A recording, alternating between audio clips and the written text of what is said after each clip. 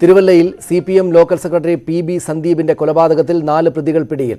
യുവമോർച്ച പെരിങ്ങര പഞ്ചായത്ത് മുൻ പ്രസിഡന്റ് ജിഷ്ണു, പായിപ്പാട് സ്വദേശി പ്രമോദ്, വേങ്ങൽ സ്വദേശി നന്ദു, കണ്ണൂർ സ്വദേശി മുഹമ്മദ് ഫൈസൽ എന്നിവരാണ് പിടിയിലായത്. പ്രതികളെ പുളിക്കീഴ് പോലീസ് സ്റ്റേഷനിലെത്തിച്ച് ചോദ്യം ചെയ്യുകയാണ്. വേങ്ങൽ സ്വദേശി അഭിക്കായി തെരച്ചിൽ തുടരുകയാണ്. സന്ദീപിന്റേത് രാഷ്ട്രീയ കൊലയാണെന്ന് അച്ഛൻ ബാലൻ ന്യൂസ് 18നോട് പറഞ്ഞു. പ്രതികളുമായി സന്ദീപിന് വ്യക്തിവൈരാഗ്യമില്ല എന്നും അച്ഛൻ പറഞ്ഞു. ഈ കൊലപാതകം രാഷ്ട്രീയപരമായിട്ടുള്ളതാണ് നടന്നിരിക്കുന്നത്. പിന്നെ ഇവിടുത്തുകാരൊന്നും ഒരാളെ ഉള്ളൂ, ബാക്കിയുള്ളവർ പുറത്തുനിന്നുള്ള പാർട്ടികളൊക്കെയാണ്. രാഷ്ട്രീയ കൊലപാതകമാണോ?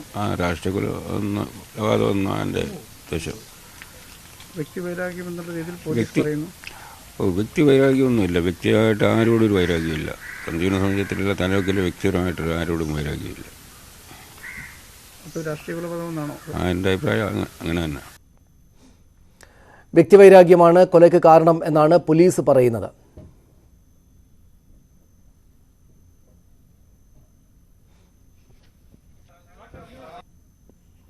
മാഡം, ഈ കേസുമായി ബന്ധപ്പെട്ട് 4 പ്രതികൾ അറസ്റ്റിലായിട്ടുണ്ട്. ഇപ്പൊ ഇത് എന്താണ് കാരണമെന്നെല്ലാം പ്രതികൾ പറഞ്ഞിട്ടുണ്ട്. എന്തെങ്കിലും സൂചനകൾ അങ്ങനെയുള്ള ലഭിക്കുന്നു? കാരണം വ്യക്തിപരമായിട്ടുള്ള കാരണമായിട്ടാണ് നമുക്ക് ഇതുവരെ മനസ്സിലായത്. എനിക്ക് അന്വേഷണം മുന്നോട്ട് പോയാലേ അറിയത്തുള്ളൂ അതിന്റെ കാര്യങ്ങൾ എന്താണ്. ഇപ്പൊ പ്രതി കിട്ടിയതല്ലേ ഉള്ളൂ. രാഷ്ട്രീയ കൊലപാതകമാണെന്നൊരു അതിന്റെ സാധ്യത വളരെ കുറവാ. സാധ്യതയില്ല. ഇല്ല. വ്യക്തിപരമെന്ന് എന്ന് പറയുമ്പോൾ ഈ ജിഷ്ണു പ്രധാന പ്രതിയുമായി ബന്ധപ്പെട്ടല്ലോ? അതോ? ജിഷ്ണുവും ഇവരുടെയുമായിട്ടാണ് നമുക്ക് മനസ്സിലായിട്ടുള്ളത്. ജിഷ്ണുവും ഈ മരിച്ച വ്യക്തിയുടെയുമായിട്ടാണ് മനസ്സിലായിട്ടുള്ളത്. അത് രാഷ്ട്രീയ കൊലപാതകമല്ലെന്നാണ് അല്ലേ മാഡം? അങ്ങനെയാണ് ഇതുവരെ നമ്മളിപ്പോ പ്രതി എടുത്തതല്ലേ ഉള്ളൂ. അങ്ങനെയാണ് ഇതുവരെ നമുക്ക് മനസ്സിലായിട്ടുള്ളത്.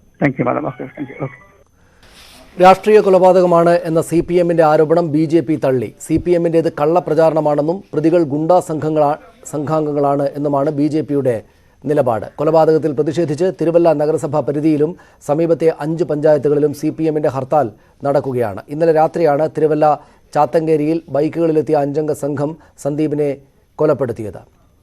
വിവരങ്ങളുമായി ശശി നാരായണൻ ചേരുന്നു. ശശി, വ്യക്തിപരമായിട്ട് ആരോടും വൈരാഗ്യമുണ്ടായിരുന്നയാളല്ല എന്നാണ് സന്ദീപിൻ്റെ അച്ഛൻ ശശിയോട് നേരത്തെ പറഞ്ഞത്. പക്ഷേ പോലീസ് രാഷ്ട്രീയ കൊലപാതകമാകാൻ വളരെ ചുരുങ്ങിയ സാധ്യത മാത്രമേ പറയുന്നുള്ളൂ. എന്താണ് യഥാർത്ഥത്തിൽ നമുക്ക് മനസ്സിലാക്കാനായത്? ഈ പ്രതികൾക്ക് എന്താണ് സന്ദീപിനോടുള്ള വിദ്വേഷം? എന്താണ് കൊലയ്ക്ക് കാരണമായത്? സനിഷ, അതുതന്നെയാണ് പ്രധാനപ്പെട്ട വിഷയം. ഈ കൊലയ്ക്ക് കാരണം എന്താണെന്നുള്ള കാരണമാണ് ഇപ്പോൾ പോലീസും കൃത്യമായി അന്വേഷിച്ചുകൊണ്ടിരിക്കുന്നത്. ഈ പ്രതികളെ വിശദമായി ഇപ്പോഴും ചോദ്യം ചെയ്തുകൊണ്ടിരിക്കുന്നു. രാവിലെ അറസ്റ്റിലായ ജിഷ്ണുവാണ് ഈ കേസിലെ പ്രധാന പ്രതി ആയിട്ടുള്ളത്. ജിഷ്ണുവും സന്ദീപും തമ്മിൽ നേരത്തെ ചില പ്രശ്നങ്ങൾ നേരിയ തോതിൽ ഉണ്ടായിട്ടുണ്ട് എന്നുള്ള കാര്യങ്ങൾ, ചില വാക്കേറ്റങ്ങളും ചില തർക്കങ്ങളും ഒക്കെ നേരത്തെ ഉണ്ടായിട്ടുണ്ട്. ആ കാര്യങ്ങൾ ഈ കൊലപാതകത്തിലെ കാരണമായോ അതോ രാഷ്ട്രീയപരമായുള്ള കാരണങ്ങൾ പറയുമ്പോൾ സ്വാഭാവികമായിട്ടും BJPയിലെ ആളുകളെ, BJPയിലുള്ള പ്രവർത്തകർ, ഈ പെരിങ്ങര ഭാഗത്ത് ആളുകൾ CPMലേക്ക് വരുന്ന സാഹചര്യം കഴിഞ്ഞ തെരഞ്ഞെടുപ്പുമായി ബന്ധപ്പെട്ടൊക്കെ ഉണ്ടായിട്ടുണ്ട്. ഇത് സ്വാഭാവികമായ ഒരു രാഷ്ട്രീയ വൈരാഗ്യത്തിന് കാരണമായ എന്ന രീതിയിലാണ് CPM ഇപ്പോൾ മുന്നോട്ട് വെക്കുന്നത്. അതുകൊണ്ട് തന്നെ ഈ സന്ദീപിനെ കൊലപ്പെടുത്താൻ കാരണം ഇതാണ്, രാഷ്ട്രീയപരമായുള്ള കാരണമാണ് എന്ന നിലയ്ക്ക് വ്യക്തിപരമല്ല രാഷ്ട്രീയമായുള്ള കാരണമെന്നാണ് ഇപ്പോൾ CPM നേതാക്കളും ജില്ലാ നേതൃത്വം അടക്കമുള്ള സംസ്ഥാന നേതാക്കന്മാർ അടക്കം പറയുന്നത്.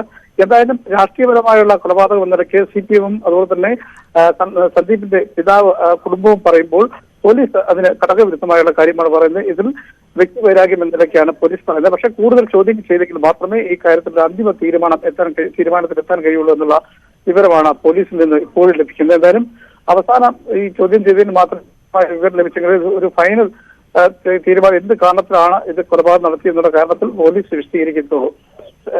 സനീഷ്, ശരി, നന്ദി ശശി വിവരങ്ങൾക്ക്.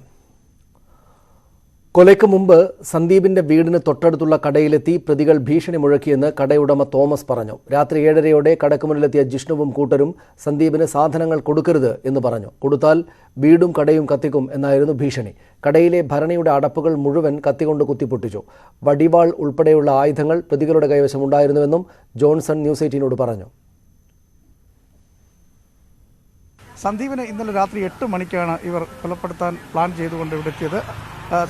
ഈ പാലത്തിന് ചാത്തങ്കരിയിലുള്ള പാലത്തിൽ വെച്ചാണ് സഞ്ജീവിനെ കൊലപ്പെടുത്തിയത്. എന്തായാലും അതിനു മുമ്പായി ഇവർ ചാത്തൻകരി തന്നെ സന്ദീപിൻ്റെ വീടിന് തൊട്ടടുത്തുള്ള ഒരു കടയിൽ ജോൺ ചേട്ടൻ്റെ കടയിലെത്തിയിരുന്നു. അവിടെയും വന്ന് ചില ആക്രമണങ്ങൾ ഉണ്ടായിട്ടുണ്ട്. ഇന്നലെ 7-7:30 ആയപ്പോഴാണ് ഇവരിവിടെ വരുന്നത്. ഇവിടെ വന്നിട്ട് എന്നോട് ചോദിച്ചു, നീയൊക്കെ എന്താടാ സന്ദീപിനെയും അവൻ്റെ കൂട്ടുകാരെയും പിന്നെ ഇവരെല്ലാം വീടെടുത്ത് കയറ്റി ഇരുത്തിന്ന് ഞങ്ങൾക്ക് ചായയും ബിസ്ക്കറ്റും ഒക്കെ കൊടുത്ത് വിട്ടിരിക്കുന്നത്. നിന്നെ അങ്ങനെ ഇരുത്തിയാൽ ഇനി മേലിൽ നിൻ്റെ വീടും കടയെല്ലാം ഞങ്ങൾ കത്തിക്കുവിടാന്ന് പറഞ്ഞു. കത്തിക്കുമെന്ന് പറഞ്ഞിട്ട് പിന്നെ അവർ എൻ്റെ ഭരണിയുടെ അടപ്പ് മുഴുവനും പിച്ചാത്തിക്ക് കുത്തി പൊട്ടിച്ചു. എൻ്റെ മോനാണ് ഇതിനകത്തിരുന്നത്. അപ്പം ഞാൻ അകത്തെ റൂമിലിരിക്കുകയായിരുന്നു. അകത്തെ റൂമിലിരുന്നിട്ട് ഇത് ശബ്ദം കേട്ടിട്ട് ഞാൻ ഓടി ഇറങ്ങി വരുമ്പോഴാണ് ഇവിടെ ഒരു കയറ് കിട്ടിയിരുന്നു. ആ കയറെ തട്ടി ഇവ വീണതുകൊണ്ട് എന്നെ കുത്തിയില്ല. എന്നിട്ട് ഞാൻ എൻ്റെ വീടിൻ്റെ ഉള്ളിലേക്ക് കയറിപ്പോയിട്ട് തിരിച്ചിറങ്ങി വന്നപ്പം ഞാനൊരു കൊച്ചു പിച്ചാത്തിയൊക്കെ കാണിച്ചിട്ട് ആകുമ്പം 2 പേര് അവിടെ വണ്ടി എത്തിയിപ്പോണ്ട്. ഒരുത്തിന് ഇവിടെ വന്നിട്ടുണ്ട്. പിന്നെ ഒരുത്തിനൂടെ ഇറങ്ങി വന്നിട്ട് പടിവാളും എടുത്ത് പഠിക്കുന്നെടുത്ത് മറ്റവൻ്റെ കടാരിയായിരിക്കുന്നത് ഇരുന്ന് കഴിഞ്ഞിട്ട് അവർ പിന്നെ ഞാൻ പിച്ചാത്തി എടുത്ത് ഇങ്ങനെ കാണിച്ചു കഴിഞ്ഞാൽ വാടാ ധൈര്യം ഉണ്ടെങ്കിൽ വാടാ എന്നൊക്കെ പറഞ്ഞിട്ട് അവർ വണ്ടി കയറി വീട്ടിലേക്ക് പോയി. ലീഗ് നേതൃയോഗത്തിന് ശേഷം ഈ വഖഫ് ബോർഡുമായി ബന്ധപ്പെട്ട വിഷയത്തിൽ പി കെ കുഞ്ഞാലിക്കുട്ടി മാധ്യമങ്ങളോട് സംസാരിക്കുകയാണ്. അതിലേക്ക് അപ്പോൾ അതൊരു ശരിയായ സ്റ്റെപ്പല്ല, അത് ആവശ്യമില്ലാത്തൊരു സ്റ്റെപ്പാണ്. അതിൻ്റെ ആവശ്യം സമൂഹത്തിനെ, മുസ്ലിം സമുദായത്തിനല്ല, സമൂഹത്തിനെ തന്നെ ബോധ്യപ്പെടുത്താൻ കഴിഞ്ഞിട്ടില്ല. നിയമസഭയിൽ തന്നെ ഞങ്ങളൊക്കെ ഇത് സംബന്ധിച്ച് ചോദിച്ചു, ഇതിൻ്റെ ആവശ്യം എന്താണ്? വളരെ കുറഞ്ഞ നിയമനം. അപ്പോൾ അത് ഒരു വളരെ പക്ഷപാതപരമായ ഒരു നടപടിയാണ്. അത് പിന്നെ നിലനിൽക്കുന്നതല്ല. ഒക്കെ ഇപ്പോൾ സെൻട്രൽ ആക്റ്റാണ്. സെൻട്രൽ ആക്ട് കൊടുത്ത അധികാരം, ഒക്കെ കൊണ്ട അധികാരം കുറക്കേണ്ട കാര്യമില്ല. ഇത് കേരളത്തിൽ മാത്രമല്ല, ഇന്ത്യ ഒട്ടാകത്തിന് പ്രത്യാഘാതം ഉണ്ടാക്കും. മറ്റു സംസ്ഥാനങ്ങളിൽ BJP ഭരിക്കുന്ന സംസ്ഥാനങ്ങളിലൊക്കെ എന്താ ഒരു നാളെ മാതൃക. അപ്പോൾ അതുകൊണ്ട് അത് ഗവൺമെൻറ് പോലും പരിശോധിക്കണം. ആ കാര്യത്തിൽ പാർട്ടിയെ സംബന്ധിച്ചിടത്തോളം ഒരു വിട്ടുവീഴ്ചയില്ല. അതാണ് ഇന്നത്തെ തീരുമാനത്തിന്റെ അടിസ്ഥാനം. തങ്ങൾ പ്രഖ്യാപിച്ചു.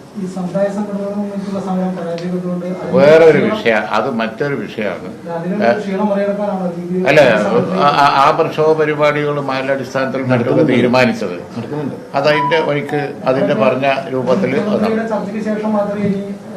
നമ്മളിപ്പോ യോഗം ചേർന്നത് വഖഫ് നിയമം പിൻവലിക്കുന്നത് സംബന്ധിച്ചുള്ള ലീഗിന്റെ പ്രക്ഷോഭ പരിപാടികൾ തീരുമാനിക്കുകയാണ്. സുവ്യക്തമായി ആ കാര്യങ്ങൾ ഞങ്ങൾ പറഞ്ഞു വെച്ചു. പ്രത്യക്ഷ സമര പരിപാടിയിലേക്ക് അത് പുനഃപരിശോധിക്കണം എന്നുള്ള നിലയിൽ ഞങ്ങൾ അല്ല, അത് ഉദ്ഘാടന സമ്മേളനം ഇന്ന് തീരുമാനിച്ചു. മറ്റിന്റെ ഡീറ്റെയിൽസ് തീരുമാനിക്കുന്ന മുറക്ക് ജനറൽ സെക്രട്ടറി അറിയാം. സംസ്ഥാന തലത്തിലുള്ള ഈ വിഷയത്തിൽ ഒരു ലീഗൽ പൊളിറ്റിക്കലായിട്ട് ഇതിനകത്ത് ഇടപെടാൻ വൈകിയോ? കാരണം ആദ്യം മതസംഘടനകൾ ഡിപ്പെൻഡ് ചെയ്തിരുന്നു.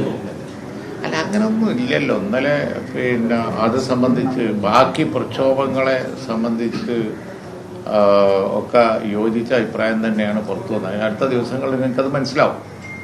അടിസ്ഥാനത്തിലും മറ്റുമൊക്കെ നടക്കുന്ന ക്യാമ്പയിനും ബാക്കിയുള്ളതൊക്കെ അത് അതിൻ്റേതായ നിലയിൽ എങ്ങനെ അതിൻ്റെ ഡീറ്റെയിൽസ് എന്താ എന്നുള്ളത് ബന്ധപ്പെട്ടവർ പറയും. അതുവരെ വെയിറ്റ് ചെയ്യാം. ഞങ്ങളിപ്പോൾ ഇന്ന് ലീഗിൻ്റെ തീരുമാനിക്കാൻ കൂടിയത് കൊണ്ടാണ് അതിനെക്കുറിച്ച് പരാമർശിക്കാത്തത്.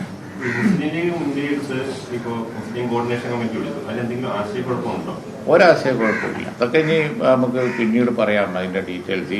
ഇന്നത്തെ യോഗത്തിൽ ഞങ്ങളൊരു സുവ്യക്തതയാണ് ആഗ്രഹിക്കുന്നത്. അത് പാർട്ടിയുടെ പരിപാടിയെ സംബന്ധിച്ചാണ്. മറ്റു വിഷയങ്ങളിലേക്ക് ഇന്നും കടക്കുന്നില്ല. വെള്ളിയാഴ്ച ആയതുകൊണ്ടൊട്ട് സമയവുമില്ല.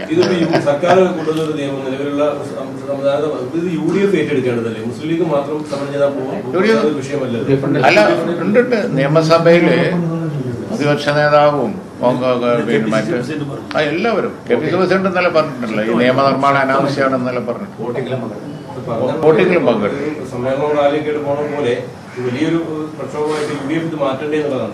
അല്ല,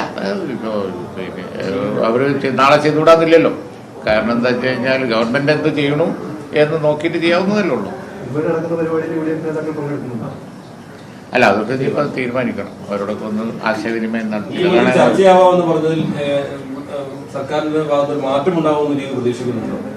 അല്ല, അത് അവരല്ലേ പറയേണ്ടത്. ഇതുവരെ ഒരു മാറ്റം കണ്ടിട്ടില്ലല്ലോ. ഇതുവരെ മാറ്റമൊന്നും കണ്ടിട്ടില്ല. ഇതുവരെ ചർച്ചയോ കാര്യങ്ങളോ ഒന്നും ഉണ്ടായിട്ടില്ല. അതുകൊണ്ടാണ് പ്രക്ഷോഭ പരിപാടിയിലേക്ക് പോകുന്നത്. ശക്തമായ പ്രക്ഷോഭ പരിപാടിയിലേക്ക് പോകുന്നതിന്റെ കാരണം അതാണ്. ഈ പള്ളിക്കുള്ളിലെ പ്രതിഷേധം പ്രഖ്യാപിച്ചത് ലീഗിന്റെ നേതാവാണെന്നുള്ളൊരു ആശയക്കുഴപ്പത്തിന് കാരണമായിരുന്നു. അല്ല, അതൊക്കെ ആ ഘട്ടത്തിൽ തന്നെ ലീഗ് ജനറൽ സെക്രട്ടറി വളരെ വ്യക്തമായി പറഞ്ഞിരുന്നു, സ്വീകരിക്കുകയും ചെയ്തിരുന്നു. ലീഗ് അങ്ങനെ തീരുമാനിച്ചിട്ടില്ല.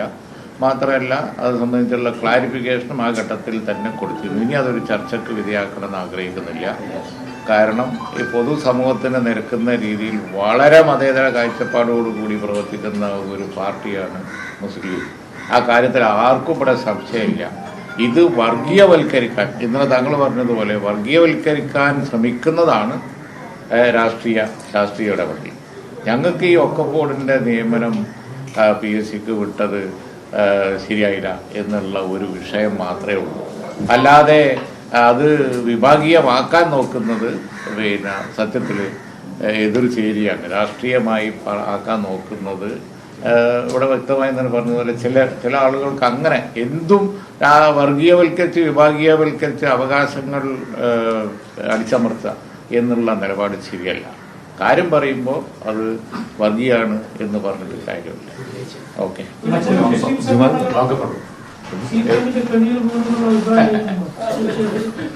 അതിന് അതിനൊന്നും മറുപടി കിട്ടില്ലാന്ന് അറിഞ്ഞുകൊണ്ട് വെള്ളിയാഴ്ച. മുസ്ലിം ലീഗ് നേതാക്കൾ മാധ്യമങ്ങളെ കാണുകയായിരുന്നു. വഖഫ് ബോർഡ് നിയമനങ്ങൾ PSCക്ക് വിട്ടതിൽ പ്രതിഷേധം ഒന്നുകൂടെ ആവർത്തിച്ചുറപ്പിക്കുകയാണ് PK കുഞ്ഞാലിക്കുട്ടിയും മറ്റ് മുസ്ലിം ലീഗ് നേതാക്കളും. ഇക്കാര്യത്തിനെതിരെ അതിശക്തമായുള്ള സമരം തുടരുമെന്നാണ് മുസ്ലിം ലീഗിൻ്റെ നിലപാട്. വഖഫ് ബോർഡിൻ്റെ നിയമനം PSCക്ക് വിട്ടതിൽ സർക്കാരിനെതിരെയുള്ള വിയോജിപ്പ് മുജാഹിദ് പള്ളികളിൽ വിയോജിപ്പ് അറിയിക്കും. കോർഡിനേഷൻ കമ്മിറ്റി തീരുമാനിച്ചതുപോലെയുള്ള കടുത്ത പ്രതിഷേധം മുജാഹിദ് പള്ളികളിൽ ഉണ്ടാകില്ല. വിവരങ്ങളുമായി മുഹമ്മദ് ഷഹീദ് ചേരുന്നു. ഷഹീദ്, ലീഗ് ആ സമരത്തിൽ ഉറച്ചു നിൽക്കുകയാണ്. പള്ളികൾക്കകത്ത് വിയോജിപ്പ് അറിയിക്കുക എന്നത് ഏത് വിധത്തിലായിരിക്കും? എന്താണ് അതിൻ്റെ വിശദാംശങ്ങൾ? ഷഹീദ്. സതീഷ്, അല്പസമയത്തിനകം വെള്ളിയാഴ്ച ജുമാ നിസ്കാരം പ്രാർത്ഥന തുടങ്ങും. അതിന് മുന്നോടിയായി നടക്കുന്ന ഖുതുബകളിൽ, അതായത് പ്രസംഗം ഉണ്ട്, അത് ആരാധനയുടെ ഭാഗം തന്നെയാണ്.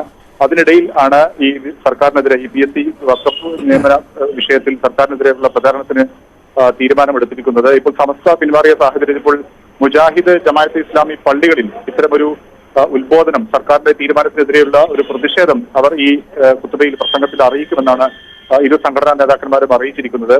അല്പസമയത്തിനകം ഈ പ്രഭാഷണം തുടങ്ങുകയും ചെയ്യും, പ്രാർത്ഥന തുടങ്ങുകയും ചെയ്യും. കേരള നേതൃത്വത്തിൽ മുജാഹിദ് സംഘടനയാണ് അവർ. പക്ഷേ വലിയൊരു കോർഡിനേഷൻ കമ്മിറ്റി തീരുമാനപ്രകാരം പോലുള്ള വലിയൊരു പ്രതിഷേധത്തിലേക്ക് നീങ്ങുകയില്ല എന്നാണ്. വലിയൊരു പ്രതിഷേധത്തിലേക്ക് പോവുകയില്ല എന്നാണ്. പക്ഷേ എങ്കിലും മുജാഹിദ് പള്ളികളിലും ജമാഅത്തെ ഇസ്ലാമിയുടെ പള്ളികളിലും സർക്കാരിൻ്റെ ഈ നിലപാടിനെതിരെ പ്രതിഷേധം, വിയോജിപ്പ് അറിയിക്കും. അത് അല്പസമയത്തിനകം ഉണ്ടാകുമെന്നാണ് അറിയുന്നത്. സമസ്ത പിൻവാങ്ങിയെങ്കിലും അങ്ങനെയൊരു നിലപാടിലാണ് മറ്റ് പള്ളികൾ. മുസ്ലിം ലീഗ് നേതൃത്വത്തിനെതിരെ ഗുരുതര ആരോപണങ്ങൾ ഉന്നയിച്ച് MSFന്റെ മുൻ സംസ്ഥാന വൈസ് പ്രസിഡന്റ് PP ഷൈജലിനെ ലീഗിൽ നിന്ന് പുറത്താക്കി. ഗുരുതരമായ അച്ചടക്ക ലംഘനം നടത്തിയതിനെ തുടർന്നാണ് നടപടിയെന്ന് സംസ്ഥാന കമ്മിറ്റി ഓഫീസ് അറിയിച്ചു. വിവരങ്ങളുമായി രതീഷ് വാസുദേവൻ ചേരുന്നു. രതീഷ്, ഏത് വിഷയങ്ങളിലായിരുന്നു ഇദ്ദേഹത്തിന്റെ എതിരഭിപ്രായം? എന്താണ് ഉണ്ടായിരിക്കുന്നത്? പാർട്ടി ഔദ്യോഗികമായി നൽകുന്ന വിശദീകരണം എന്താണ്?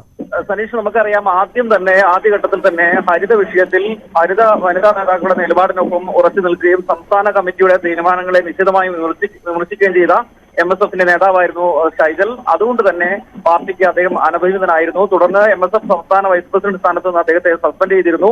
തുടർന്ന് അദ്ദേഹം ജില്ലാ കമ്മിറ്റിയിൽ ജില്ലയിലെ ചില പ്രളയ ഫണ്ട് വെട്ടിപ്പുമായി ബന്ധപ്പെട്ട് മുസ്ലിം ലീഗിന്റെ പ്രമുഖ നേതാക്കൾക്ക് ബന്ധമുണ്ടെന്ന് അടക്കം ആരോപണം ഉന്നയിച്ചിരുന്നു. തുടർന്ന് കഴിഞ്ഞ 2 ദിവസം മുമ്പ് മുസ്ലിം ജില്ലാ കമ്മിറ്റി ഓഫീസിൽ ഇരുവിഭാഗം തമ്മിൽ വാക്കേറ്റവും കയ്യാങ്കളിയും വരെ ഉണ്ടായി. തുടർന്നാണ് ജില്ലാ കമ്മിറ്റിയുടെ നിർദ്ദേശമനുസരിച്ച് ഇപ്പോൾ സംസ്ഥാന കമ്മിറ്റി ഇദ്ദേഹത്തെ ലീഗിന്റെ പ്രാഥമിക അംഗത്വത്തിൽ നിന്ന് ഒഴിവാക്കിയിരിക്കുന്നത്, പാർട്ടിയിൽ നിന്ന് പുറത്താക്കിയിരിക്കുന്നത്. എന്നാൽ ഇത് വരും ദിവസങ്ങളിൽ പാർട്ടിയിൽ ജില്ലയിൽ തന്നെ വലിയ തരത്തിലുള്ള പ്രതിഷേധങ്ങൾക്കും ഒക്കെ വഴിവെക്കാൻ സാധ്യതയുണ്ട്. എന്തായാലും താൻ ലീഗിന്റെ ആദർശ രാഷ്ട്രീയ പ്രവർത്തനവുമായി മുന്നോട്ട് പോകുമെന്ന് തന്നെയാണ് ഇദ്ദേഹം ഷൈജൽ വ്യക്തമാക്കുന്നത്.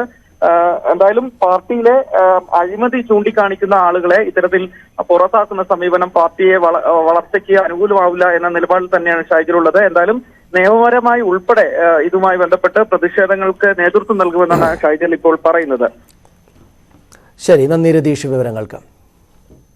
മറ്റു വാർത്തകളിലേക്ക്. ഇതുവരെ വാക്സിൻ എടുക്കാത്ത അധ്യാപകരുടെ പട്ടിക ഇന്ന് പുറത്തുവിടുമെന്ന് വിദ്യാഭ്യാസ മന്ത്രി വി ശിവൻകുട്ടി പറഞ്ഞു.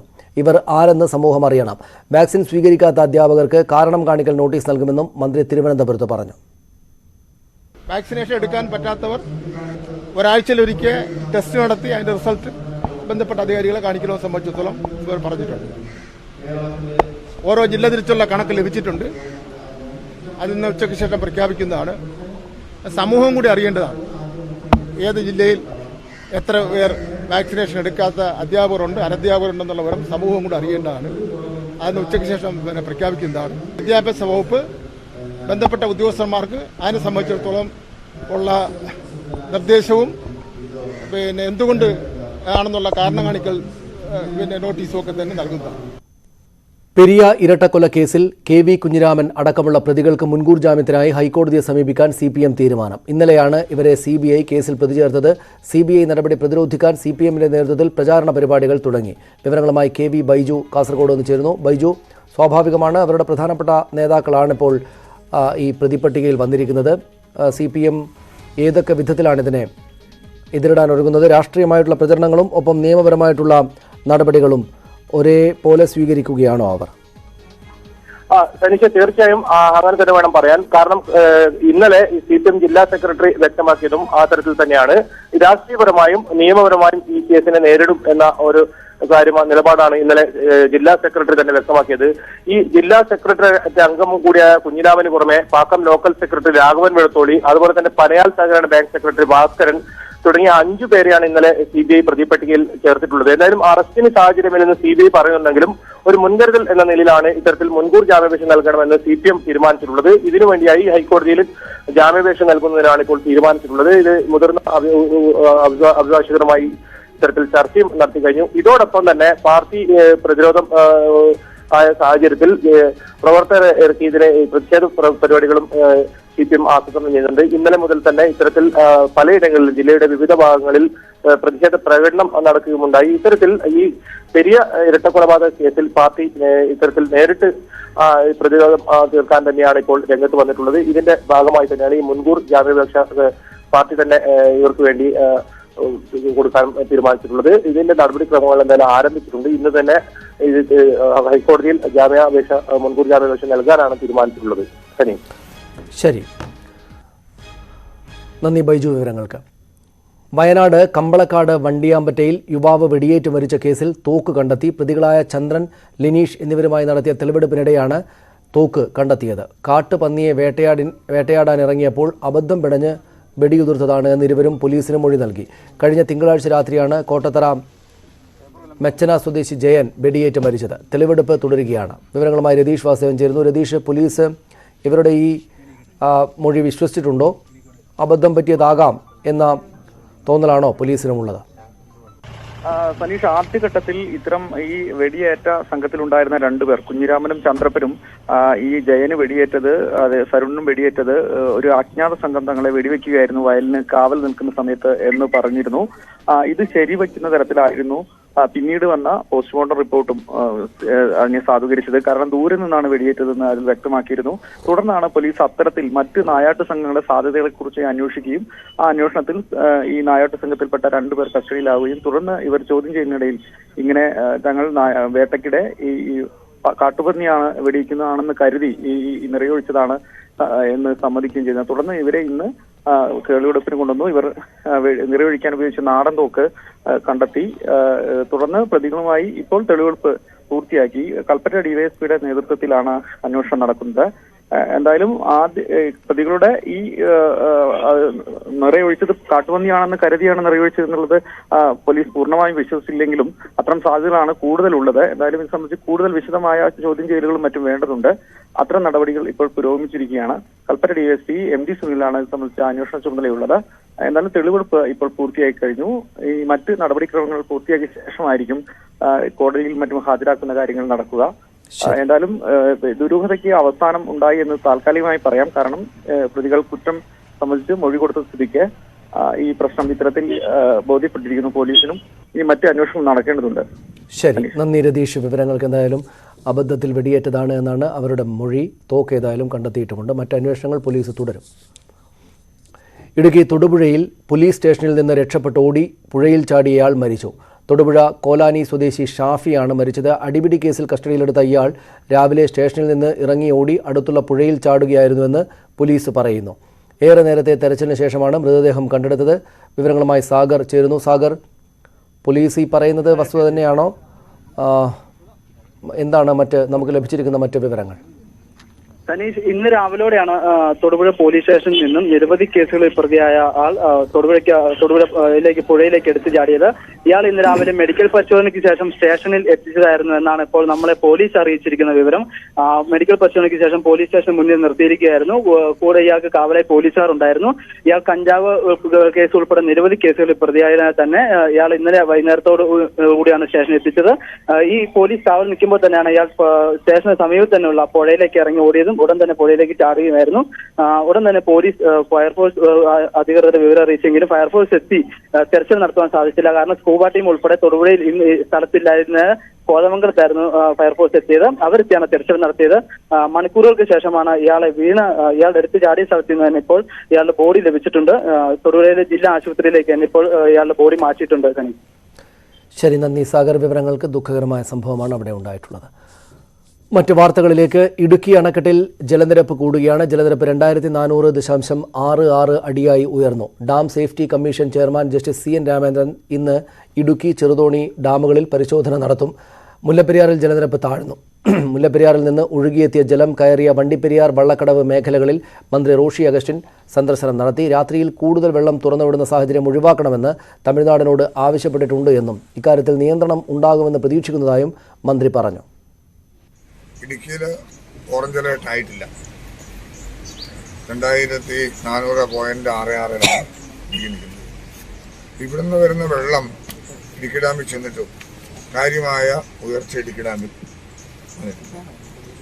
പക്ഷെ ഇവിടെ ഉണ്ടാകുന്ന ബുദ്ധിമുട്ട് നില സൂചിപ്പിച്ചതുപോലെ തന്നെ അഴിച്ചുവിടുന്ന വെള്ളം അകലാണെങ്കിൽ യാതൊരു ബുദ്ധിമുട്ടുമില്ല. അട്ടപ്പാടിയിലെ ശിശു മരണത്തിൽ സംസ്ഥാന സർക്കാരിനെതിരെ പ്രതിഷേധം ശക്തമാക്കി കോൺഗ്രസും BJPയും. അട്ടപ്പാടിയിലെ വിവിധ ഊരുകളിൽ സന്ദർശനം നടത്തിയ BJP സംഘം ശിശുമരണങ്ങളെക്കുറിച്ചുള്ള റിപ്പോർട്ട് കേന്ദ്ര സർക്കാരിന് സമർപ്പിക്കുമെന്ന് വ്യക്തമാക്കി. ശിശുമരണത്തിൽ നടപടി ആവശ്യപ്പെട്ട് KSU സംസ്ഥാന അധ്യക്ഷന്റെ നേതൃത്വത്തിൽ അഗളിയിൽ ഏകദിന ഉപവാസവും നടത്തി. അട്ടപ്പാടിയിലെ ശിശുമരണത്തിൽ വസ്തുതാന്വേഷണം നടത്തുന്നതിനായാണ് BJP സംഘം ശിശുമരണം നടന്ന ഊരുകളിലും കോട്ടത്തറ ട്രൈബൽ സ്പെഷ്യാലിറ്റി ആശുപത്രിയിലും സന്ദർശനം നടത്തിയത്. അട്ടപ്പാടിയിലെ പദ്ധതികളെല്ലാം താളം തെറ്റിയെന്ന് BJP ആരോപിച്ചു. അട്ടപ്പാടിയിൽ വംശഹത്യയ്ക്കുള്ള നീക്കം നടക്കുകയാണെന്നും മനുഷ്യാവകാശ ലംഘനമാണ് നടക്കുന്നതെന്നും കുമ്മനം രാജശേഖരൻ ആരോപിച്ചു. സംഭവത്തിൽ ഇടപെടൽ ആവശ്യപ്പെട്ട് കേന്ദ്രത്തിന് റിപ്പോർട്ട് സമർപ്പിക്കുമെന്ന് BJP വ്യക്തമാക്കി. പാർട്ടി ഉദ്ദേശിക്കുന്നത് ഇത് കേന്ദ്ര ട്രൈബൽ കമ്മീഷൻ, ദേശീയ കമ്മീഷനുണ്ട്. ആ കമ്മീഷനെ സമീപിക്കും, കേന്ദ്ര സർക്കാരിനെ സമീപിക്കും, അതുപോലെ തന്നെ സംസ്ഥാന സർക്കാരിനെ സമീപിക്കും. ശിശുമരണത്തിൽ നടപടി ആവശ്യപ്പെട്ട് KSUവിന്റെ നേതൃത്വത്തിൽ അഗളിയിൽ ഉപവാസം നടന്നു. KSU സംസ്ഥാന അധ്യക്ഷൻ KM അഭിജിത്തിന്റെ നേതൃത്വത്തിൽ നടന്ന സമരം KPCC vice president VT Balram ഉദ്ഘാടനം ചെയ്തു. അട്ടപ്പാടിയിലെ പദ്ധതികൾ അട്ടിമറിച്ചതായും അന്വേഷണം വേണമെന്നും അഭിജിത്ത് പറഞ്ഞു. സമഗ്രമായ അന്വേഷണം ഞങ്ങൾ ആവശ്യപ്പെടുകയാണ്. അന്വേഷണം ആവശ്യപ്പെടുന്നു എന്ന് മാത്രമല്ല, അട്ടപ്പാടിയിലേക്ക് കൃത്യമായി വിനിയോഗിക്കപ്പെടേണ്ട പല ഫണ്ടുകളും അട്ടപ്പാടിയിൽ നിന്ന് മറ്റിടങ്ങളിലേക്ക് മാറ്റുകയാണ്. അതിന്റെ ദുരിതം ഈ നാട്ടിലെ ജനങ്ങൾ അനുഭവിക്കുകയാണ്. ശിശുമരണങ്ങളെക്കുറിച്ച് പഠിക്കാൻ പ്രതിപക്ഷ നേതാവ് VD സതീശന്റെ നേതൃത്വത്തിലുള്ള പ്രതിനിധി സംഘം അടുത്ത ദിവസം അട്ടപ്പാടിയിലെത്തുന്നുണ്ട്. ന്യൂസ് 18 പാലക്കാട്. ഒമിക്രോൺ സ്ഥിരീകരിച്ചതോടെ കനത്ത ജാഗ്രതയിൽ രാജ്യം. വിമാനത്താവളങ്ങളിലെത്തുന്ന യാത്രക്കാർക്കുൾപ്പെടെ പരിശോധനകൾ ശക്തമാക്കാൻ കേന്ദ്ര സർക്കാർ സംസ്ഥാനങ്ങൾക്ക് നിർദ്ദേശം നൽകിയിട്ടുണ്ട്. അന്താരാഷ്ട്ര വിമാന സർവീസുകൾ ഡിസംബർ 15 പുനരാരംഭിക്കാൻ ഉള്ള തീരുമാനം കേന്ദ്ര സർക്കാർ മാറ്റി. ആശങ്കയല്ല, ജാഗ്രതയാണ് വേണ്ടതെന്നാണ് കേന്ദ്ര ആരോഗ്യ മന്ത്രാലയത്തിന്റെ നിലപാട്.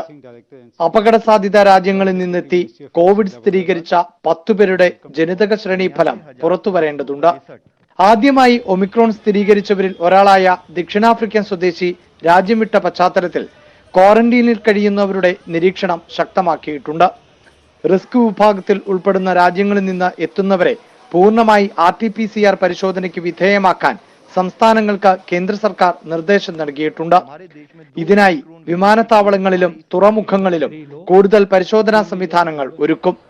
പരിശോധനയ്ക്ക് ശേഷം 7 ദിവസത്തെ ക്വാറന്റൈനും 8ാം ദിവസം വീണ്ടും പരിശോധനയ്ക്ക് ശേഷം മറ്റൊരു 7 ദിവസത്തെ ക്വാറന്റൈനും ആണ് കേന്ദ്ര സർക്കാർ പുറത്തിറക്കിയ പുതിയ കോവിഡ് മാർഗരേഖയിലെ നിർദ്ദേശങ്ങൾ. പുതിയ ക്ലസ്റ്ററുകൾ രൂപം കൊള്ളുന്ന സ്ഥലങ്ങളിലും കൂടുതൽ പരിശോധനകൾ നടത്തണം. അന്താരാഷ്ട്ര വിമാന സർവീസുകൾ സംബന്ധിച്ചും സംസ്ഥാനങ്ങൾക്ക് കേന്ദ്ര സർക്കാർ പുതിയ മാർഗനിർദ്ദേശം നൽകിയിട്ടുണ്ട്. ബയോബബിളിൽ ഉൾപ്പെടാത്തതും അറ്റ് റിസ്ക് കാറ്റഗറിയിൽ ഉൾപ്പെടുന്നതുമായ രാജ്യങ്ങളിൽ നിന്നുള്ള വിമാന സർവീസുകൾ ഡിസംബർ 15-ന് ശേഷം പുനരാരംഭിക്കാൻ സർക്കാർ നേരത്തെ തീരുമാനിച്ചിരുന്നു. ഒമിക്രോണിന്റെ പശ്ചാത്തലത്തിൽ സർക്കാർ തീരുമാനം മാറ്റി. ന്യൂസ് 18 ഡൽഹി. ഒമിക്രോൺ സ്ഥിരീകരിച്ച രാജ്യങ്ങളിൽ നിന്ന് വരുന്നവർ വിമാനത്താവളത്തിൽ സ്വന്തം ചെലവിൽ കോവിഡ് പരിശോധിക്കണം. പരിശോധനാ ഫലം വരുന്നതുവരെ എയർപോർട്ടിൽ തുടരണം. പോസിറ്റീവായാൽ നേരെ ആശുപത്രിയിലേക്ക് മാറ്റും. നെഗറ്റീവായാൽ 14 ദിവസം ക്വാറന്റൈൻ തുടരണമെന്നും ആരോഗ്യമന്ത്രി അറിയിച്ചു. ഒമിക്രോൺ വ്യാപനം റിപ്പോർട്ട് ചെയ്ത 26 ഹൈറിസ്ക് രാജ്യങ്ങളിൽ നിന്ന് വരുന്നവർക്ക് എയർപോർട്ടിൽ RT-PCR പരിശോധന നടത്തണം. പക്ഷേ സൗജന്യമല്ല. സ്വന്തം നിലയ്ക്ക് RT-PCR അല്ലെങ്കിൽ റാപ്പിഡ് RT-PCR ചെയ്യണം. മറ്റു രാജ്യങ്ങളിൽ നിന്ന് വരുന്ന 2% പേർക്ക് എയർപോർട്ടിൽ വെച്ച് സൗജന്യമായി RT-PCR പരിശോധന നടത്തും. യാത്രക്കാരിൽ നിന്ന് റാൻഡമായി പരിശോധിക്കേണ്ടവരെ തിരഞ്ഞെടുക്കും. റിസൾട്ട് വരുന്നതുവരെ ഇവർ എയർപോർട്ടിൽ തുടരേണ്ടി വരും. റാപ്പിഡ് RT-PCRന് 2500 രൂപയാണ് നിരക്ക്. 3 മണിക്കൂറിൽ റിസൾട്ട് ലഭിക്കും. സാധാരണ RT-PCR പരിശോധനാ ഫലം ലഭിക്കാൻ 12 മണിക്കൂർ സമയമെടുക്കും. 500 രൂപയാണ് നിരക്ക്. നെഗറ്റീവ് ആകുന്നവർക്ക് 14 ദിവസം സ്വയം നിരീക്ഷണമാണുള്ളത്. പോസിറ്റീവായാൽ ആശുപത്രിയിൽ പ്രത്യേകം തയ്യാറാക്കിയ വാർഡുകളിലേക്ക് മാറ്റുമെന്നും ആരോഗ്യമന്ത്രി അറിയിച്ചു. ഹൈറിസ്ക് രാജ്യങ്ങളിൽ നിന്ന് വരുന്ന ഒരാൾ പോസിറ്റീവ് ആണെന്ന് കണ്ടെത്തിയാൽ അവരെ ഐസൊലേറ്റഡ് വാർഡിലേക്ക് മാറ്റണം എന്നുള്ളതാണ് കേന്ദ്രത്തിന്റെ ഗൈഡ് ലൈൻ. അപ്പോൾ ആ രീതിയിൽ അവരെ ഐസൊലേറ്റഡ് വാർഡിൽ തന്നെ, അതായത് ഹോസ്പിറ്റലുകളിൽ ആയിരിക്കും അവർക്ക് താമസിക്കേണ്ടി വരിക. അവിടെ ആയിരിക്കും അവർക്ക് ചികിത്സ നൽകുക. മറ്റ് രാജ്യങ്ങളിൽ നിന്ന് വരുന്നവർ പോസിറ്റീവ് ആവുകയാണെങ്കിൽ അവർക്ക് ലക്ഷണങ്ങളില്ല, മറ്റ് കോമോബിഡിറ്റീസ് ഇല്ല എങ്കിൽ അവർക്ക് വീട്ടിൽ ഹോം ക്വാറന്റൈനിൽ ആയിരിക്കാവുന്നതാണ്. ഹൈറിസ്ക് രാജ്യങ്ങളിൽ നിന്ന് സംസ്ഥാനത്ത് വന്നവരുടെ ജനിതക ശ്രേണീകരണ പരിശോധനയിൽ ഇതുവരെ ഒമിക്രോൺ കണ്ടെത്തിയിട്ടില്ല. വിമാനത്താവളങ്ങളിൽ ഡ്യൂട്ടിക്കുള്ള ആരോഗ്യ പ്രവർത്തകരുടെ സംഘം യാത്രക്കാർക്ക് വേണ്ട സഹായം നൽകുമെന്ന് ആരോഗ്യമന്ത്രി അറിയിച്ചു. ന്യൂസ് 18 തിരുവനന്തപുരം. നിലമ്പൂർ ചാലിയാർ ബേട്ടേക്കാട് മദ്രസ വിദ്യാർത്ഥികളെ ക്രൂരമായി മർദ്ദിച്ച അധ്യാപകനെതിരെ പോലീസ് കേസെടുത്തു. എരുമമുണ്ട സ്വദേശി റഫീഖിനെതിരെയാണ് നിലമ്പൂർ പോലീസ് കേസെടുത്തത്. 8 വയസ്സുള്ള ആൺകുട്ടിക്കും പെൺകുട്ടിക്കുമാണ് മർദ്ദനമേറ്റത്.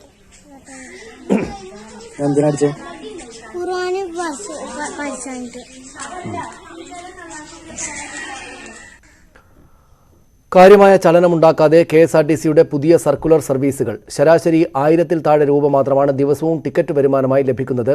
ഗ്രാമീണ മേഖലയിൽ ആവശ്യത്തിന് ബസ് സർവീസ് ഇല്ലാത്തത് യാത്രാ ദുരിതം രൂക്ഷമാക്കിയിട്ടുമുണ്ട്.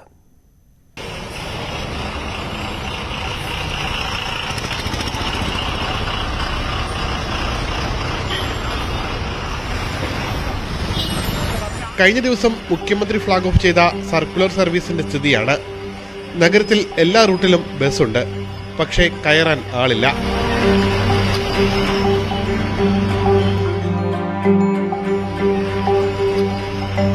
സർവീസ് തുടങ്ങി 4 ദിവസം കഴിഞ്ഞു. പേരൂർക്കട ഡിപ്പോയിൽ നിന്ന് 28-ഉം സിറ്റി ഡിപ്പോയിൽ നിന്ന് 38-ഉം സർവീസുകളാണ് ഈ ദിവസങ്ങളിൽ നടത്തിയത്. കഴിഞ്ഞ ദിവസത്തെ വരുമാനം പരിശോധിച്ചാൽ പേരൂർക്കട ഡിപ്പോയിൽ 28 സർവീസുകളിൽ ലഭിച്ചത് 22,108 രൂപ.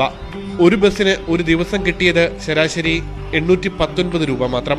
തിരുവനന്തപുരം സിറ്റി സർവീസിന് ഒരു ബസ്സിന് ശരാശരി 1,205 രൂപ കളക്ഷൻ ലഭിച്ചു. ഡീസലിനുള്ള പണം പോലും ലഭിച്ചില്ല എന്ന് ചുരുക്കം.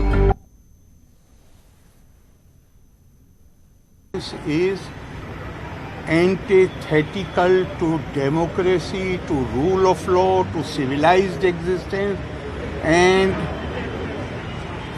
me, or for that matter anybody, would like to use the strongest possible language to condemn this tendency to try to take law into one's own hands and try to settle. Human beings, yes, there are conflicts, there are differences of opinion, but these are to be settled, to be resolved in an amicable, in a civilized, in a democratic manner. The very fact that humanity, after long struggle, we devised this system of democracy was the purpose. In a human society, conflicts are bound to arise. But when we devised and adopted democracy, it meant that we are saying goodbye to violence. And we shall use democratic methods. It's very unfortunate, and I am sure that the state police will investigate the matter and will try to bring the culprits to the book as soon as possible. As the Governor, as I said earlier, the political murders are continuing in Kerala. So, Governor, what will be your initiative? No. My initiative will be to impress upon the law and order authorities to establish the rule of law firmly, with a firm hand. That will be my initiative. What else can be? And fortunately, last three, even before my coming, I am not taking credit. Even before my coming here, the political violence which was raging for few years had come almost to an end. If these two new incidents have happened, they must be taken serious note of, and the law enforcement agencies not only should take cognizance of them, but must do everything to bring the culprits to the trial, to the book, and also that is absolutely essential to ensure people that this kind of activities will not be, they have no place in a civilized society. So this is for the law enforcement agencies. I am sure, I know that they will act very strong. I have absolutely no doubt. Thank you, sir. Thank you very much. Thank you. Governor Arif Mohammad Khan സംസാരിക്കുകയായിരുന്നു. രാഷ്ട്രീയമായിട്ടുണ്ടാകുന്ന ആ കൊലപാതകങ്ങളിൽ police അതിശക്തമായിട്ടുള്ള നടപടികൾ സ്വീകരിക്കണമെന്നാണ് അദ്ദേഹം പറഞ്ഞത്. മറ്റ് വാർത്തകളിലേക്ക്. വയനാട് ലക്കിടിയിൽ ദേശീയപാത 766 ചേർന്ന് ചതുപ്പ് നിലം തരം മാറ്റി കെട്ടിട നിർമ്മാണം നടക്കുന്നുവെന്ന് പരാതി. ഉദ്യോഗസ്ഥരുടെ ഒത്താശയോടെയാണ് ഇതെന്നാണ് പരിസ്ഥിതി പ്രവർത്തകരുടെ ആരോപണം. പരിസ്ഥിതി ദുർബല പ്രദേശമായി കണക്കാക്കുന്നതാണ് വൈത്തിരി പഞ്ചായത്തിലെ ലക്കിടിയിൽ ദേശീയപാത 766 ചേർന്നുള്ള ചതുപ്പ് ഭൂമിയാണ് റവന്യൂ ഉദ്യോഗസ്ഥരുടെ ഒത്താശയോടെ തരം മാറ്റി കെട്ടിടം നിർമ്മിക്കുന്നത്. അടിയാധാരം തിരുത്തി കരഭൂമിയാക്കിയ ഭൂമിയിൽ പെട്രോൾ പമ്പ് സ്ഥാപിക്കാൻ പഞ്ചായത്ത് പ്രത്യേക തീരുമാനമെടുത്തതായും വിവരമുണ്ട്. 50ഓളം ഏക്കർ ചതിപ്പാണ്. ശരിയായ അത് വയലാണ്, അടിയാധാരത്തിൽ വയലാണ് ശരിക്കും കാണിക്കുന്നത്. ഇപ്പോൾ നമ്മുടെ ജില്ലാ ഭരണകൂടം പറയുന്നത് അത് കരയാക്കി കൊടുത്തതാണ്. ഈ കരയാക്കി കൊടുത്തതിൽ വെള്ളം ഇവരെല്ലായിട്ട് ഈ ഭരണകൂടം നക്കി കുടിക്കൊന്നുമില്ലല്ലോ.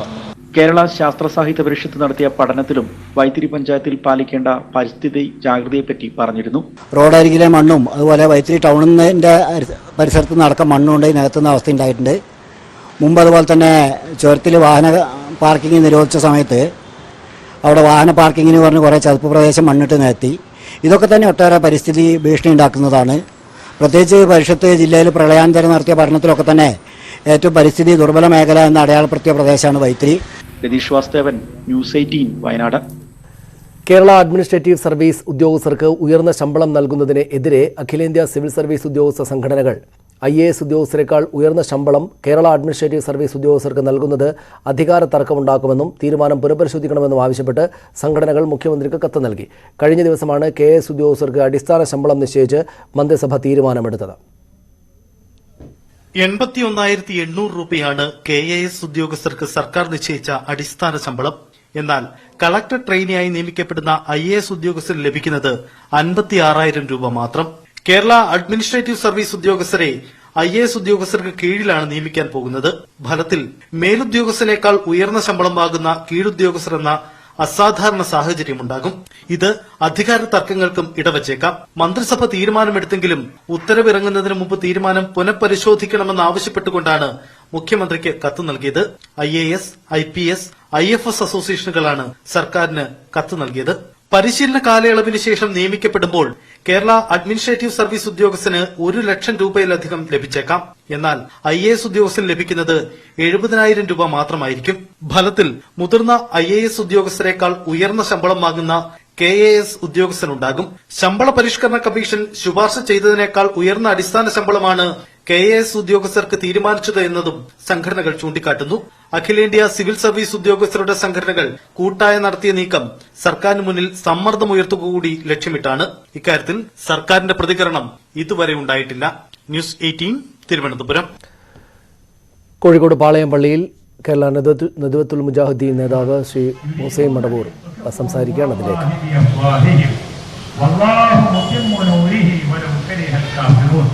അള്ളാഹുവിന്റെ പ്രകാശത്തെ മൂടിക്കെടുത്താൻ വേണ്ടി അവർ ആഗ്രഹിക്കുന്നു. പക്ഷേ അള്ളാഹു അവന്റെ പ്രകാശത്തെ പൂർത്തീകരിക്കും. സത്യനിഷേധികളായ ആളുകൾക്ക് അത് വെറുപ്പാണെങ്കിലും ശരി എന്ന്. ഇപ്പോൾ ഏറെ ചർച്ച ചെയ്യപ്പെടുന്ന ഒരു കാര്യമാണ് വഖഫ്. ഞാൻ പറയുന്നു, നിങ്ങൾക്കൊക്കെ മനസ്സിലാക്കാം, ഏതൊരു വിഷയവും ചർച്ചയ്ക്ക് വന്നാൽ അത് പഠനത്തിന് കൂടുതൽ സഹായകമാകും. പല ആളുകൾക്കും അറിയില്ല, നമുക്കറിയില്ല, അധികം ആളുകൾ എന്താണ് വഖഫ്, എന്താണത് തുടങ്ങിയത്, എങ്ങനെയാണത് കൈകാര്യം ചെയ്യേണ്ടത്, എന്തിനാണത്, അതിനെക്കുറിച്ചാണ് ഇന്ന് പറയാൻ ആഗ്രഹിക്കുന്നത്. വഖഫ് എന്ന് പറഞ്ഞാൽ അള്ളാഹുവിന്റെ പ്രതിഫലം ആഗ്രഹിച്ചുകൊണ്ട് ഒരു മുസ്ലിമായ വ്യക്തി തന്റെ സമ്പാദ്യത്തിൽ നിന്ന്, സ്വത്തിൽ നിന്ന് അള്ളാഹുവിലേക്ക് വിട്ടുകൊടുക്കുന്നതിനാണ് വഖഫ് എന്ന് പറയുന്നത്. അത് നബി സല്ലല്ലാഹു അലൈഹി വസല്ലമയുടെ കാലം മുതൽക്കുണ്ട്. അതിന്റെ നിബന്ധനയായി പറയുന്നത് അതിന്റെ അസല്, അതിന്റെ മുതല് അത് നിലനിൽക്കുകയും അതിൽ നിന്നുള്ള വരുമാനം നന്മയ്ക്ക് വേണ്ടി ഉപയോഗിക്കുകയും ചെയ്യുക എന്നതാണ്. അത് ദാനധർമ്മങ്ങൾക്ക് ഉപയോഗിക്കാം, പാവങ്ങൾക്ക് സഹായകമാകാം, അനാഥകളെ സംരക്ഷിക്കാനാവാം, വഴിയോരങ്ങളിൽ നടന്നു പോകുന്ന ആളുകൾക്ക് വെള്ളവും ഭക്ഷണവും കൊടുക്കലാവാം, യാത്രക്കാർക്ക് സത്രങ്ങൾ ഉണ്ടാക്കലാവാം, വിദ്യാർത്ഥികൾക്ക് പഠനോപകരണം നൽകലാവാം. അങ്ങനെ എല്ലാത്തിനും വേണ്ടി ഉള്ളതാണ് ഈ വഖഫ് എന്ന് പറയുന്നത്. വഖഫ് സംവിധാനം കൊണ്ടാണ് മുസ്ലിം ലോകത്ത് മുസ്ലിങ്ങൾ അവരുടെ എല്ലാ ആവശ്യങ്ങളും പൂർത്തീകരിച്ച് പോന്നിട്ടുള്ളത്. ലോകപ്രസിദ്ധ സർവകലാശാലയായ അൽ അസ്ഹർ യൂണിവേഴ്സിറ്റി 1000 കൊല്ലത്തെക്കാളേറെ പഴക്കമുള്ള ആ സ്ഥാപനം വഖഫ് സ്ഥാപനമാണ്. എല്ലാ മുസ്ലിം പ്രദേശങ്ങളിലും അങ്ങനെ വഖഫുകളുണ്ട്, ഇന്ത്യയിലുമുണ്ട്. സ്വതന്ത്ര ഇന്ത്യയിൽ വഖഫ് സ്ഥാപനങ്ങൾ നഷ്ടപ്പെട്ടു പോകാതിരിക്കാൻ വേണ്ടി സർക്കാർ ഉണ്ടാക്കിയ ഒരു സംവിധാനമാണ് വഖഫ് ബോർഡ് എന്ന് പറയുന്നത്. 1954 കേന്ദ്ര സർക്കാർ അത് രൂപീകരിച്ചു. പിന്നീട് പല സന്ദർഭങ്ങളിലുമായി അതിന്റെ ആക്ട് ഉണ്ടാക്കി, ആക്ടിൽ അമെൻമെന്റ്സ്, മാറ്റങ്ങൾ വരുത്തി. എല്ലാ സംസ്ഥാനങ്ങളോടും ഈ ചട്ടക്കൂടിന്റെ ഉള്ളിൽ റെഗുലേഷൻ ഉണ്ടാക്കാൻ പറഞ്ഞു. അങ്ങനെ സംസ്ഥാന വഖഫ് ബോർഡുകളും ഉണ്ടായി. ഈ വഖഫ് ബോർഡുകൾ എന്തിനാണ് ഉണ്ടാക്കിയത്, എന്തിനാണ് സർക്കാർ അതിനൊരു മേൽനോട്ടം വഹിക്കുന്നതെന്ന് അറിയാം. ഇത് വളരെ ആത്മാർത്ഥതയോടും വിശ്വാസത്തോടും കൂടി ആളുകൾ ദൈവത്തിന് വിട്ടുകൊടുത്ത ഈ സ്വത്തുക്കൾ പിൽക്കാലത്ത് വരുന്ന മുത്തവല്ലിമാരും മാനേജ്മെന്റും കമ്മിറ്റികളും ദുരുപയോഗം ചെയ്യാതിരിക്കാൻ, പുറമെയുള്ള ആളുകൾ അത് കയ്യേറാതിരിക്കാൻ, വഖഫ് സ്ഥാപനങ്ങൾ നശിച്ചു പോവാതിരിക്കാനുള്ള നിയമപരമായ ഏർപ്പാടാണ് ഈ വഖഫ് ബോർഡ് എന്ന് പറയുന്നത്. ഇപ്പൊ നാം കാണുന്നതും കേൾക്കുന്നതും ഒരുപാട് സ്വത്തുക്കൾ എൻക്രോച്ച്മെന്റ്, കയ്യേറ്റത്തിന് വിധേയമായതാണ്. ഇക്കഴിഞ്ഞ ആഴ്ചയിൽ ഡൽഹി ഹൈക്കോടതി വളപ്പിലുള്ള ഒരു പള്ളിയിൽ ഒരു വക്കീലിനോട് കൂടെ ഞാൻ നമസ്കരിക്കാൻ പോയിരുന്നു. ഒരു പൊട്ടിപ്പൊളിഞ്ഞ് തകർന്നുകൊണ്ടിരിക്കുന്ന ഒരു പള്ളി. അപ്പൊ ഞാൻ ചോദിച്ചു, നിങ്ങൾക്ക് നന്നാക്കി എടുത്തുകൂടെ? അപ്പോൾ പറഞ്ഞു, അത് പുരാവസ്തു വകുപ്പിന്റെ കീഴിലാണ്, അതൊന്നും ചെയ്യാൻ പറ്റില്ല. അപ്പൊ ഇത് വഖഫാണ്. അപ്പൊ അദ്ദേഹം പറഞ്ഞു, ഇത് മാത്രമല്ല വഖഫ്, ഈ സ്ഥലവും ഈ കെട്ടിടവും ഒക്കെ വഖഫാണ്. ഇന്ത്യയിൽ 6 ലക്ഷം ഏക്കർ ഭൂമി വഖഫായിട്ടുണ്ടെന്നാണ് ഇപ്പോൾ തന്നെയുണ്ട്. അപ്പൊ പ്രധാനപ്പെട്ട പട്ടണങ്ങളിൽ, പ്രധാന സ്ഥലങ്ങളിലൊക്കെ ഒരുപാട് വഖഫ് സ്വത്തുക്കൾ ഉണ്ടായിരുന്നു. അത് കുറേയൊക്കെ നഷ്ടപ്പെട്ടു പോയി. അത് തിരിച്ചു പിടിക്കുക എന്നത് വഖഫ് ബോർഡുകളുടെ ചുമതലയാണ്. അവർ ആ കർത്തവ്യം നിർവഹിക്കേണ്ടതുമാണ്. കുറേയൊക്കെ അവർക്ക് ലഭിക്കുന്നു, കുറെ ലഭിക്കാതിരിക്കുന്നു. അതിന് എല്ലാ സംവിധാനത്തിലുമുള്ള പ്രശ്നങ്ങൾ പോലെ അതിലും പ്രശ്നങ്ങളാണ്.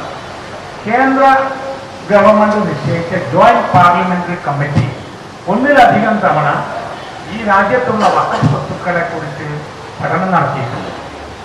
അതിൽ അവസാനം വന്ന കമ്മിറ്റി പറയുന്നത്, ഇന്ത്യയിൽ ഇപ്പോഴുള്ള വഖഫ് സ്വത്തുക്കളുടെ വില കൂട്ടിയാൽ 15 ലക്ഷം കോടി രൂപ ഉണ്ടാകുന്ന 15 ലക്ഷം കോടി രൂപയ്ക്ക്. അത് ഡെവലപ്പ് ചെയ്ത് കൊണ്ടുവന്നാൽ നമ്മുടെ കുട്ടികൾക്ക് പഠിക്കുവാനും നമ്മുടെ കൂട്ടത്തിലെ ആളുകൾക്ക് ചികിത്സിക്കുവാനും പാവപ്പെട്ട ആളുകൾക്ക് വേണ്ട ആവശ്യങ്ങൾക്കുമൊക്കെ അത് മതിയാവുന്നതാണ്. പക്ഷേ അത് വളരെ പ്രോപ്പറായിട്ടുള്ള ഒരു വികസനത്തിന് വേണ്ടിയിട്ടുള്ള രീതി ആയിത്തീരുന്നില്ല പല വഖഫിനും.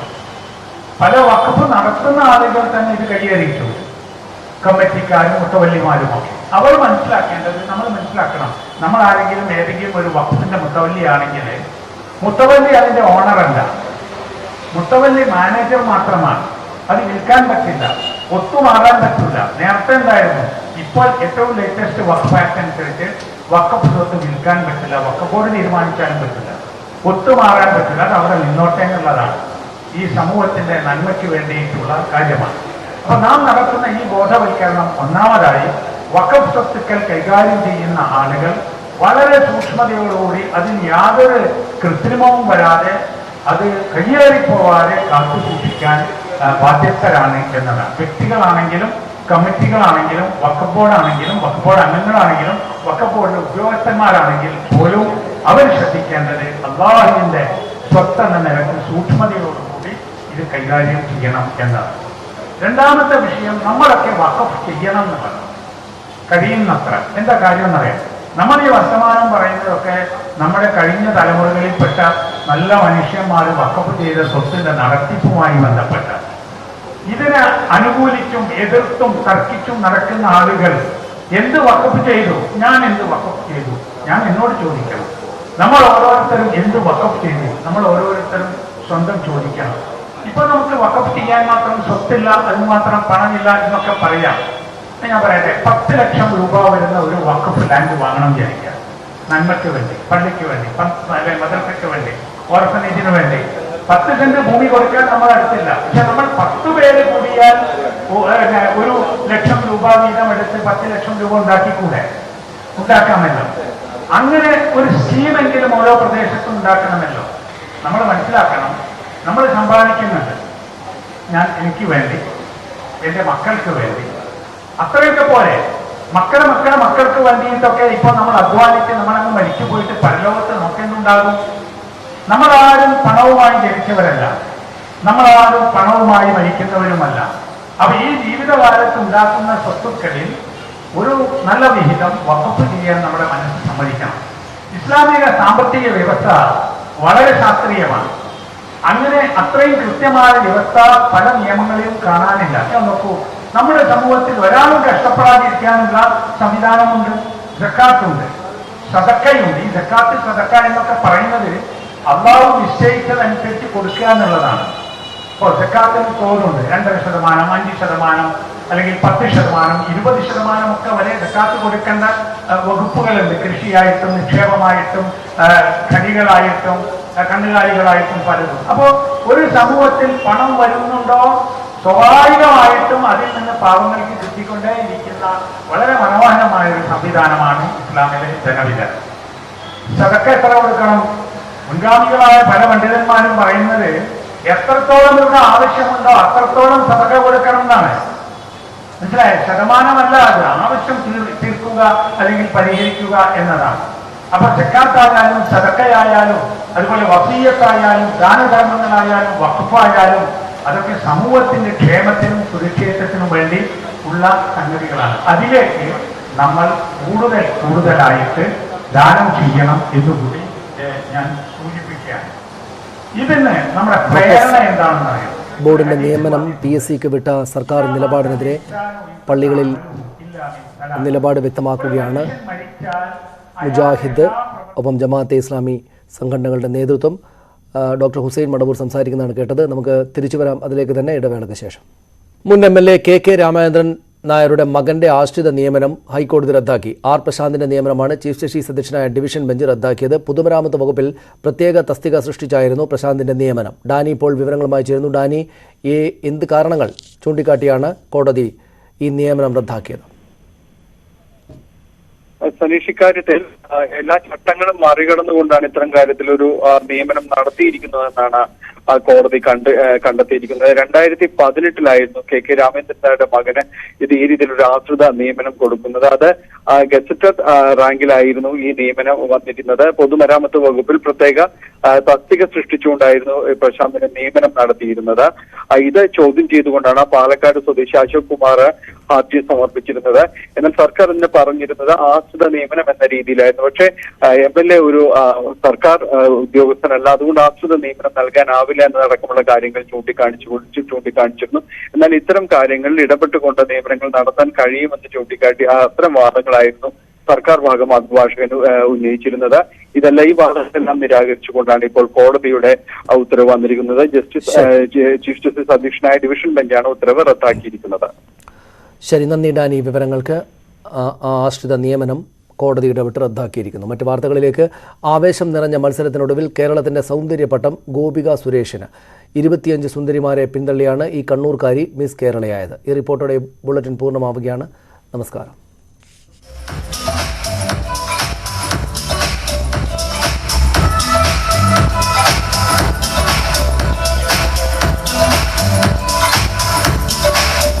താരസുന്ദരിപ്പട്ടം കരസ്ഥമാക്കാൻ ഏറ്റുമുട്ടിയത് 25 പേർ.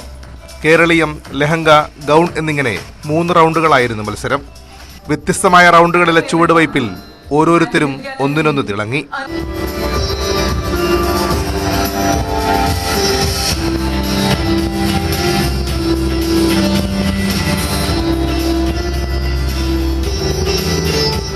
രണ്ടാം റൗണ്ടിൽ വിധികർത്താക്കളുടെ ചോദ്യങ്ങൾക്ക് മികച്ച മറുപടി നൽകി മത്സരാർത്ഥികൾ. അതുകൊണ്ട് തന്നെ വിജയെ കണ്ടെത്തുവാൻ വിധികർത്താക്കൾക്കും 2 വട്ടം ആലോചിക്കേണ്ടി വന്നു.